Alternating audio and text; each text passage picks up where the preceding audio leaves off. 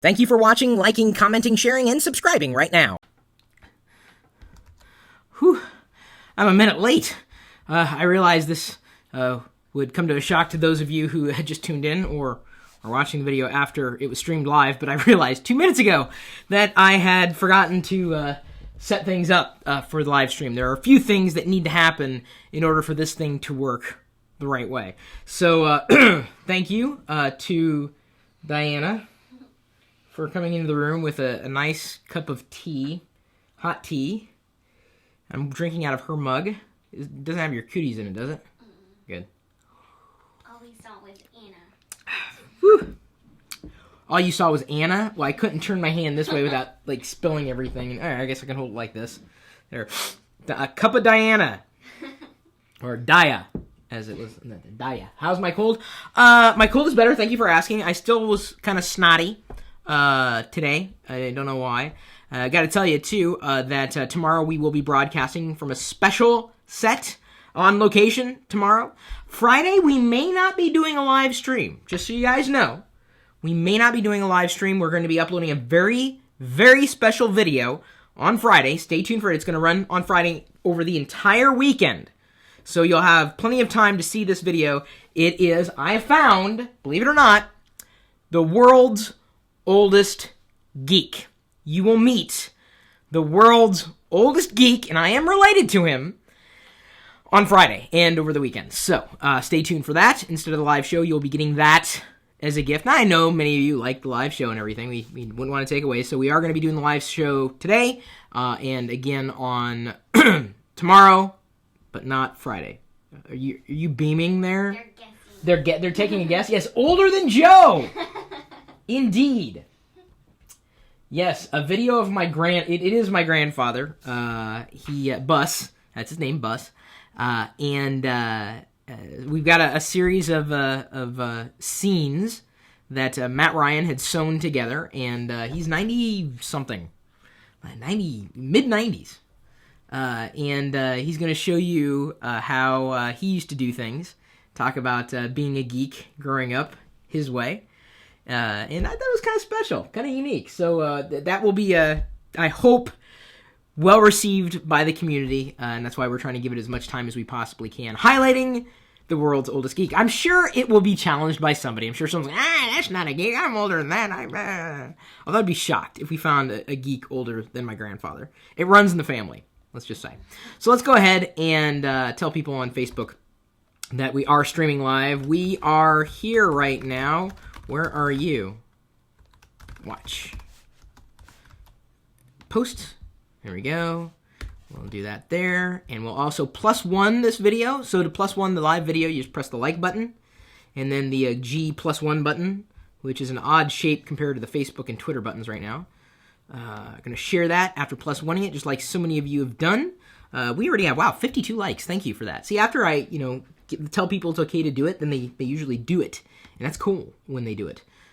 And now that we've shared that there, and this here, we've got the live video there. You guys, you sharing it? Don't just keep it to yourself, man. You gotta share the love. I mean, if it was just you, like, watching this video, it would be really boring. Just me and you. I mean, there's gotta be more of the sense of belonging. Like, with Ben Tarr and April Elise Martin and Kyle Kay and Blizz and Stacy P, who just released a new podcast. I don't know, is this a Gnomies podcast, Stacy? I'm not exactly sure yet. Hope to listen to the first couple episodes on the flight here in a bit. Mohammed, we've also got Kurt Grames, Ben Tarr, Right Noob, Mr. Joseph Brown, Week Ed, who is on his MacBook, Tech Guru, Daniel Busher, Poimo, Larson, Craighton, and the other Gnomies. We also have the webinar happening tonight talking about social media professionalism and profiles and building a profile that you can be proud of. And even if you don't want to be professional on social media, you got to keep in mind that your potential employers or partners may be looking at what you do and going, oh, there's no way we want to work with that guy or girl. Be careful what you put out there, because it says a lot about you. And I know that the things that I say are crazy, really cuckoo. But that's okay. I guess people appreciate that cuckooosity more than anything. Maybe it's just me. I was asked the other day if I had a plate in my head. because my hair was parted a weird way, and they asked, do you have a plate in your head? It's like, where did that come from? Indeed, I do not have a plate in my head, just so you knows. Let's go ahead and roll forward with the articles, but first I want to talk about something that we have not covered on LockerGnome yet. Google's augmented reality glasses. This is also going by the name Google Glass. If you guys have not seen it wasn't even really a prototype. It's called Project Glass, and it's not a prototype.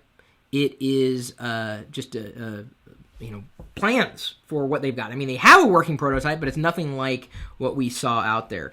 In terms of the video that they put out a demo saying, "Oh, this is our up and coming technology," but in fact, it really wasn't showing anything other than a guess of what it might be. And until it's a prototype, I believe it's a pipe dream. And I even quoted that. I said that. I posted it on my Facebook account and shared it on Google Plus as well.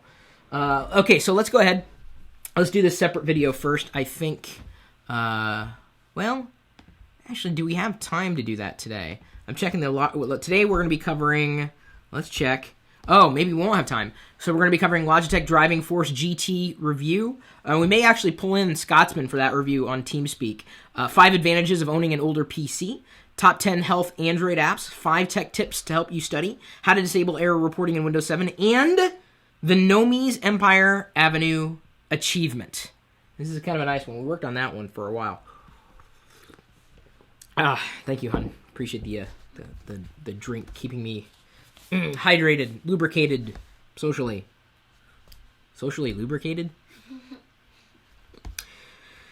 Hey, IBM ThinkPad R51 on YouTube. He says, "Hey Chris, just seen it on 9to5 Mac. Says snow-ons." True. Maybe I do want to do a quick video on this. Actually, tell you the truth. Ready, honey? Until you have a prototype, it's nothing more than a pipe dream. I know there are a lot of people out there who get excited when they see marketing videos be released by companies saying, "This is the home of the future. This is the car of the future. These are the glasses of the future." And they get excited because they say, "Wow, this would be awesome." Of course it would be awesome. But until these companies have working prototypes of something, everything we see is just marketing. It's a guess of how great it could be. And what it actually is may never actually be in line with what we wanted it to be. In many ways, it gets us excited for these technologies. But then when we see the technologies in real life, we can't help but feel disappointed because they seem to miss the mark every time. If we ever see those projects see the light of day. Take, for example, Microsoft's Courier. So many people were agog over, "Oh, this will be amazing and look what it'll do." But it was just a pipe dream. It was not real. It was a guess of what it might be like, an artist's rendering of what it could be like, not the actual thing itself. So be careful when you get caught up in the hype of a new possible product until you see it actually working. I mean, an actual prototype. Don't get swept up, because until there's a prototype, it's nothing more than a pipe dream.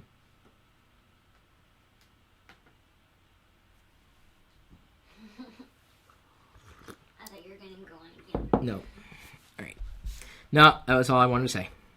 That's all I wanted to say. Okay. Short and sweet. Let's tune in to TeamSpeak to see if this damn Scotsman's there. Is Scotsman's not here? I guess not. Well, I wanted to pull him in because he had he wanted to talk about the steering wheel, the Logitech Driving Force GT review. He did a review of the steering wheel, and I don't see him. Sad. Conclusion. Going to be playing a lot of driving games. Let's see here. I'm checking out the notes here. Oh, he's pretty happy. He's really happy. Okay, so, you ready, honey? A while ago, I wound up reviewing a game in conjunction with the iFinity monitor setup that I have here in my home office. You can go back and look at it. It was like a big truck driving game, and I had a steering wheel attached to the computer, and it worked well enough. If I am a fan of a certain type of game, as long as it's not casual, it's usually like driving type of games. Whether I'm driving a car or a big truck or, a space vehicle, I just like the idea of flying around on some kind of road. If you can actually see the road and you're not in some kind of space vehicle that doesn't need roads. Roads? Where we're going, we don't need roads. Wasn't that the original quote from Back to the Future? I remember seeing Back to the Future in the theater with my grandfather. That's how old I am. It's very old. Did you realize that originally in Back to the Future, Zemeckis had it scripted that Doc Brown and Marty get into a refrigerator and travel back in time? It's true.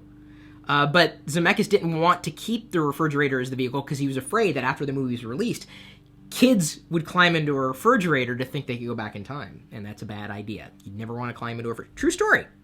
If you don't believe me, look it up. That is a true story. It was originally not a DeLorean, but a refrigerator. So, let's stick on the topic of roads and cars and vehicles and hardware, things that probably won't get you killed, like a Logitech Driving Force GT. We've just posted a review, our review, on LockerGnome.com. No. Logitech did not send it to us. This was actually a purchased product.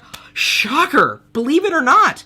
And we thought it would be good for us to share our opinions of the Logitech Driving Force GT. And, there are, of course, other combinations like the Logitech G25 and G27. And he noted, in terms of the actual review, because it wasn't me who reviewed it, I already have a steering wheel, I'm happy with it, John McKinley, also known as This Damn Scotsman, said that the Driving Force GT is built for the PS3, but can run on the PC with drivers available, of course, from Logitech's website. They give you an option to have 40 degrees of motion to a full 900 degrees of motion in a full 2.5 turns, so like 2.5. This is, that's quite a distance, I guess, for a steering wheel. You wouldn't want it to go all the way, right, and keep going. Remember, like, arcades? Who else went to the arcade when you were a kid? And the steering wheel just, it wouldn't stop, right? It just kept going and going and going. I always loved racing games. The wheel has 20 programmable buttons on the front, or 24 if you include the point of view controls, which is really, really nice. There are times that, I'm in a racing game, whether, it's on a, mobile device or, say, a traditional desktop machine or possibly even on a console. And I want to change the point of view, and knowing that it's easy to switch, or there's a control that's specifically built for that in relation to the steering wheel, it's a good thing, I would say. So, more than anything, if you enjoy racing games and you do not have a steering wheel controller, you may think about picking one up. Over the years, my favorite racing games were, let's see here, on the Atari, it was Slot Racer. That wasn't really a racing game, but it was a car game. On NES, I loved Rad Racer and RC Pro-Am. Those are my favorites for the original NES. Let's see here, what else did I have for a console? There was, what was the one? Le Mans for the C64. It wasn't really I guess it was a racing game, but not like a racing game like you guys consider. I always liked Ridge Racer. Played that on the PSP.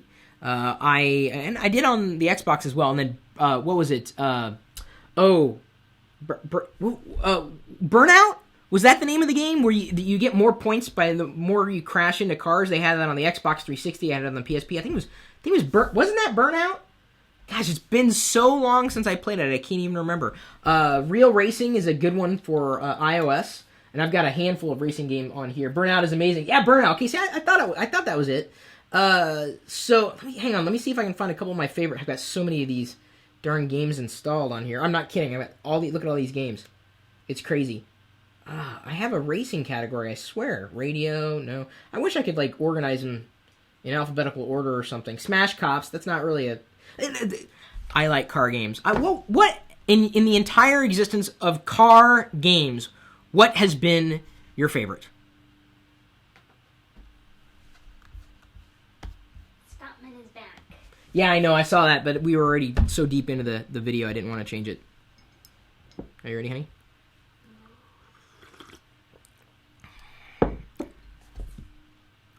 How new is your PC? And if you say it's older than a week, then it's time for you to upgrade. There's something better out there already. Seems like it. Every time you go to buy something, you turn around and there's the new version. Why didn't I know the new version was there? Before I bought it, or that it was right around the corner. The nice thing about getting a product that you want and that you need is that you shouldn't have to upgrade it every other week. Maybe once every 3 years, depending on how frequently that product is used. I haven't upgraded my primary computers, in ages. Honestly, I've upgraded notebook computers far more regularly than desktop computers in the house and in my home office. I haven't seen the need to upgrade. And there are many advantages, by the way, to owning an older PC. We've covered the topic of why it's okay to stick with the not-so-latest and the not-so-greatest. But we wanted to dive in a little deeper because we know that many of you have an older computer lying around. You could, just consider you're picking up if you're wanting to buy an older PC, one that wasn't just released, one maybe 2 years old, but it's still brand new, never been used, lower initial cost. So since you're not paying for the latest, you can save a lot of money and still get something that's going to get the job done. In many ways, a computer that you buy today with an operating system that was developed about a decade ago is fine. How many people buy computers with Windows XP? That's an old OS, but it still works fine. Saves you some money in the process, too, because if you bought a new machine running XP, wow, I don't think they even sell new machines with XP. I don't think they're allowed to anymore, at least legally. Bugs are generally worked out, so if you bought a PC, whether it's a notebook computer or a desktop machine, and it's been out for a while, the chances of the manufacturer having worked through bugs and drivers being updated, it's probably stood the test of time. So you can do your research saying, well, let me look up this specific model number, see if there are any problems. And I used to do that all the time with new products. And the problem with new products is that you never really know how that product's going to work because not enough people have used it. So you can think that stay safe or feel safer in knowing that a lot of those bugs may have been worked out with an older product that you're buying. A brand new product, but an older product nonetheless. Most of the failures are going to happen early on, at least in terms of a line of products. A lot of those recalls would have likely happened by then. Replacement parts may be cheaper. Then again, you got to look to see if there are replacement parts that are no longer available for that model. Although that's not as much of an issue today, I think, as it used to be. The idea of a replacement part that you couldn't get a hold of because of proprietary connections. Better native support, certainly. In the idea that, we're talking about here, a lot of the hardware that comes with older hardware is well supported today, or at least better supported today than it used to be. So consider that you don't need the newest to have the greatest experience. We've outlined more information for you, and maybe if you have any other tips to share, you can do just that. You can share your tips with us on the blog post right there that we linked in the video's description on LockerGnome.com. Okay, so hang on. There we go. Next one is our top 10 countries visiting LockerGnome.com. Ha! I threw a curveball in there. You guys weren't expecting it. I'm trying to keep it random. U.S. number 1, United Kingdom 2, Canada 3rd. You slid today. Canada, I'm really disappointed in you. You were 2 yesterday. What happened? Ireland 4, Poland 5, Australia 6, 7, Belgium 8, Brazil, Chile is at 9, and Croatia at 10. Those are the people visiting LockerGnome.com right now. Let's talk about the top 10 health Android apps, shall we?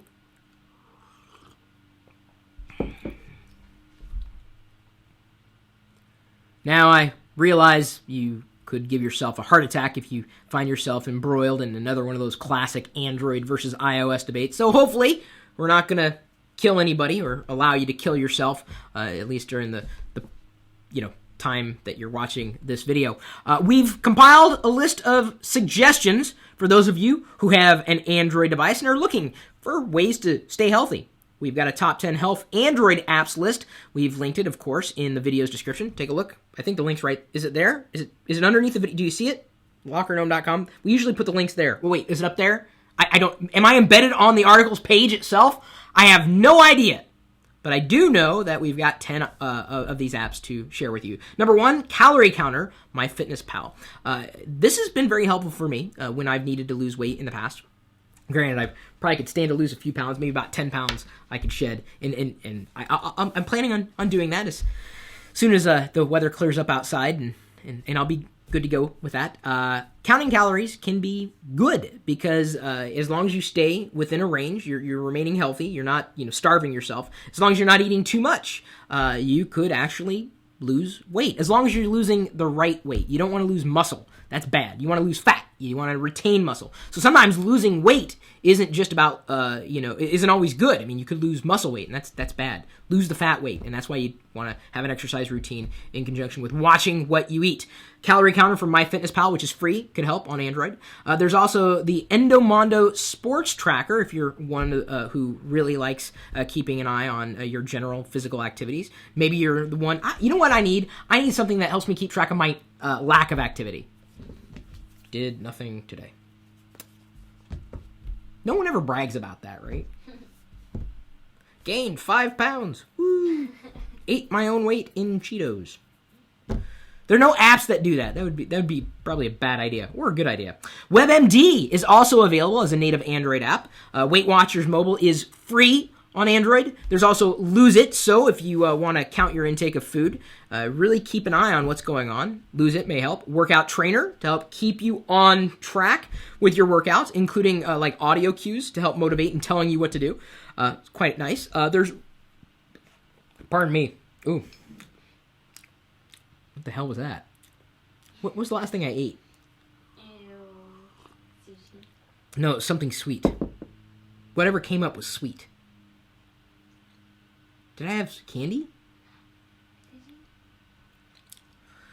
Runkeeper, a very popular app, is free. Probably a lot of people's favorite app. If you do running, you can basically look at your statistics on a GPS if you leave the house. Mine would just be in a stationary spot, a dot. I'm like, oh, I went far today. Lightning Bug, it's a sleep clock, free. Map My Run, Run GPS Running Jog, which is probably the most interesting name in this whole bunch. Map My Run, Run GPS Running Jog. Someone wasn't trying to game the system with keywords. No. There's also Runtastic Pro. That's going to set you back $4. But really, what is the price for having good health? The links, of course, are in the video's link, or the link that we put in the description that you can click and then, wow, or you can search for them on your own. We made it easier for you to click the links, though. Just click the links. That's all you got to do. Oh, look, right there. Oh, all 10 of them. The top 10 health Android apps. If we missed any, let us know.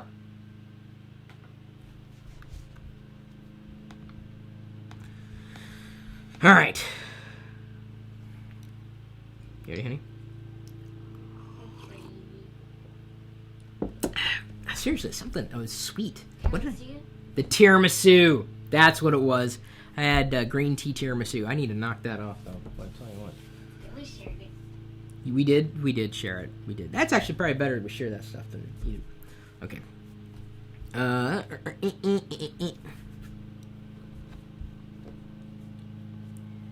When I was a child and in school, I could only dream of having access to a global database of information. We were lucky enough to have a computer or access to that computer. And even if we did have access to the computer, we really couldn't do much with it because the internet, as far as we were concerned, didn't exist. It wasn't really there. Certainly not the internet that we know and love today. We didn't have mobile phones. We didn't have an easy ability to communicate with one another other than passing notes. But I don't know if you, are in school. Maybe you know someone in school. If you've got classes, and I don't care if you're someone who's young, someone who's old. You're never too old to go to school. We've got 5 tech tips for you to help you study. We've linked the full list in the video's description below, as you can see, the link to LockerGnome.com where we post all of our stories. 1, using social media to your advantage. And this isn't just, hey, I need help solving this problem. It's really reaching out and learning more about the people you're connected to, so that when you do run into a problem that you can't resolve on your own, you have a better idea about who you can turn to for potential not necessarily ongoing support, because you wouldn't rely on somebody else, or at least I'd hope not rely on somebody else to help you pass a class. You could certainly make your friendship bonds a bit stronger, connecting with them over Twitter, Facebook, Google+, or possibly even YouTube as well. There are so many apps that can help. We've already posted a handful of our top educational apps for iOS, and I believe Android is coming down the pike for that, because certainly having apps, right there can help. Yes, you can go online, you can search for information and get a result, but sometimes having a dedicated app that's related to the actual coursework could help you get to those answers in a quicker fashion. And, like I said, if it were me and I was doing this again, with every class that I took, I would arm myself with as much as I possibly could, and certainly, using social media or specific applications to help could get the job done. There are also cloud-based study tools that you could use. It's not just you who's going through a class. You may have classmates. You may need to work on a project together. Well, instead of, let's say, passing a Word document back and forth or an Excel spreadsheet, you're used to this desktop software paradigm. Think about using cloud-based tools like Google Docs to collaborate, or possibly even Google Calendar to coordinate schedules, to let people know, where you're going to be, or what a good time to have a study session with them might be. These tools are right there, and in many ways, they don't cost anything other than time. And if you're not using them for your schoolwork, you're missing out. There's a lot to be taken advantage of, and maybe your classmates or your friends don't realize that these tools are available. It's not just for fun stuff, really. This is for getting work done, not just like work, but schoolwork. And then, of course, I think for extending your education and learning more about a particular topic, 2 resources that I wish I had at my disposal: iTunes U and Khan Academy. Yes, I could watch this stuff now, and I might, but I can't help but think that if I had access to Khan Academy when I was having problems with math in grade school, I would have had fewer problems. The way that he approached the topics is very targeted and a lot less boring than the teacher that I had. I remember in biology class when I was in the 10th grade, sophomore in high school, I was struggling trying to figure out DNA, and not studying DNA. I mean, we were going through that course, and the teacher had software for an Apple II. It was so old. It's so old. But the way it laid things out was just more dynamic, and I was much more interested in learning because it was on a computer screen rather than in this printed volume.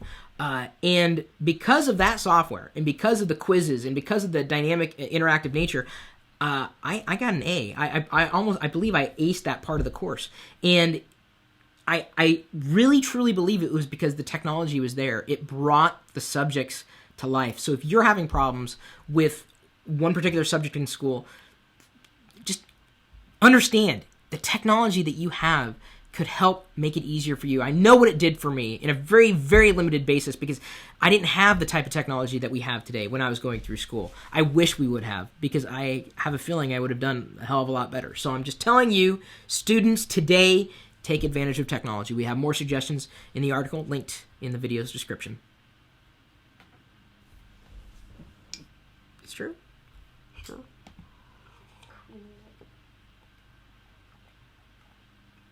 Suddenly I got very thirsty.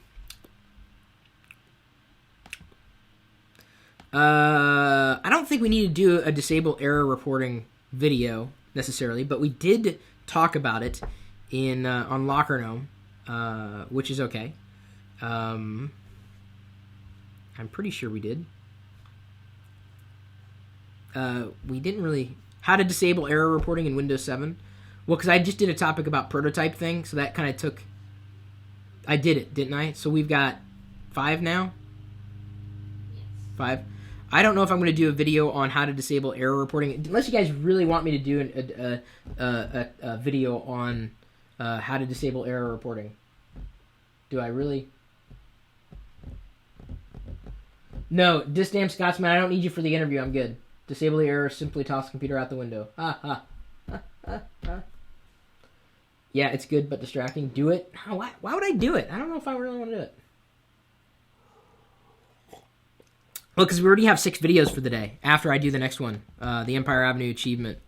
Disable Windows error reporting. I think we're good for not doing a video on that because I ended up filling it with the other one, but it's a good article, and we do those types of articles because when people are searching for the information, we want you to come to LockerGnome to get the information, honestly. So we like being able to post informative articles to LockerGnome, and we need help posting informative articles to LockerGnome. So if you guys have informative stuff you want to share, you should be sharing it. I absolutely recommend it. So let's do the Empire Avenue achievement. You ready, honey?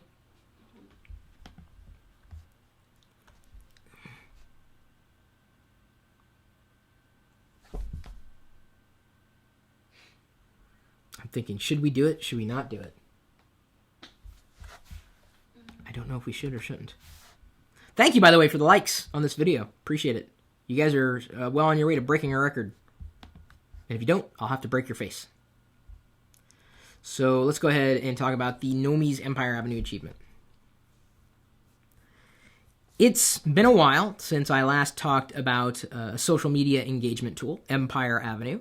I can't even remember what my stock price was back then. Now I'm over 500, which is, I would say, pretty good. It's the number 1 stock price on Empire Avenue. And I realize many of you are saying, I can't afford you. You could if you invested early. And if you didn't realize it, Empire Avenue has been extremely helpful as of late with something that they call missions. And on Empire Avenue, you basically have the ability to join, connect your social media profiles, and then set up missions. And you can give rewards when people do one thing or another. So, for example, I will post a link to a YouTube video and say, hey, tell me what you think of this YouTube video. And when they do, tell me what they think, they get a reward. So they get this virtual currency that they can turn around and, use to meet other people, and invest in other people, and get more traffic back to the things that they want to drive traffic to. So it's been very helpful to have missions as a part of Empire Avenue. And I just want to let you know that there is a chance that I will buy 200 shares in you. Pay attention if you're on Empire Avenue. I will buy 200 shares in you. You'll get 200 shares in me, Pirillo. That's my ticker symbol on Empire Avenue. So there we go. You get 200 of me. I get 200 of you. You'll get access to a special community. You'll be sent certain very special missions regularly and receive a one-time 100,000 EVE bonus. And this achievement is the Gnomies achievement. So if you join Gnomies, you will get the Gnomies achievement with basically 200 shares of me purchasing 200 shares in you, and you automatically get 200 shares in me, unless, of course, you already have 200 shares, in which case that one-time 100,000 EVE bonus will be great, as well as the Gnomies-only missions, and then a part of the Gnomies-only community. So if you're on Empire Avenue, you're trying to drive up your score, you're trying to drive up engagement, you're trying to drive up traffic to your properties, your websites, your whatever links you want to send missions out to, you may need some help. And so I'm very happy to give you an Empire Avenue achievement. We'll be doing an Empire Avenue webinar here in a bit. And I think that webinar we do, it may actually be kind of a Google Plus Hangout of sorts so we can broadcast it, because I think many people would want to see how I use Empire Avenue and how I get the score that I get and what I do with missions and various things. In fact, let me go ahead and check that out now. EmpireAvenue.com. I may have to log in. It's been a while since last I guess I'm logged in now. If I go to my profile page here, you can see I'm verified right there. Can you see that on the screen? Pirillo verified. Share price, 523 EVEs. I'm up 1.31 today. Dividends per share, 349. That's awesome. And then, of course, I've got all my connection scores. YouTube, 89. That's my top one now. Then Facebook, Google+, Instagram, Twitter, Flickr, WordPress, LinkedIn, Empire Avenue score, Foursquare score, and then on my old Facebook page. I've got 9,767 shareholders. I have that many, with about 1,471 people in my portfolio. And see, here are some people who have recently purchased in me and say, hey, thanks, very happy, this is awesome, cool. So you can, either spend time there and try to earn as much as you need to earn to buy 200 in me and to have me buy 200 in you, or you can just have it happen automatically by getting the Gnomies achievement. Now, if you wanted to, you can buy Eves directly from Empire Avenue, but we priced it in such a way that it's really one hell of a bonus. So if you are into Empire Avenue at all, and really the reason to be involved with Empire Avenue is because of those missions, you can drive so much attention and traffic back to your blog. It's easy to do. So it's just another bonus for Gnomies. Certainly pay attention for upcoming news about me doing an informative session, a bit more in depth about missions specifically in relation to Empire Avenue and how you can drive up your social media engagement. Yay! Backlink of the day. The Unhinderedtraveler.com. Morris Malakof of this website, he linked back to the using the Android phone for travel prep. So we appreciate that backlink of the day. If you want to have your own website featured as the backlink of the day, and then featured, of course, in the newsletter, in my blog post on chris.pirillo.com, in the video's description that you see it below, all you have to do is just link back to us, and then let us know that you link back to a blog post on LockerGnome.com. It is so easy to do. Really, it doesn't take anything, really. So with 188 of you watching, we really appreciate that. It seems that 120 of you are paying attention. Thank you for liking this video. Thank you for spreading the word. Thank you for being, a good person and not someone who deserves to, no longer exist. And I say that with all, seriousness, because there are people out there who have, no purpose for living, unfortunately. I'm very glad to say that many of you who are actually watching this video are part of the good guys, not the bad guys who probably deserve to die. There are some people out there who they're just being stupid butts, meanie heads. Keep doing it. I don't care. The more attention I get, the better. Can't stop me from getting attention. That's what they fail to understand. And it's not their fault. Their parents disowned them. It really isn't.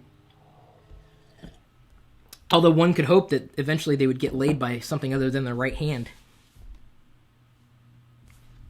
Thank you, everybody, for joining me.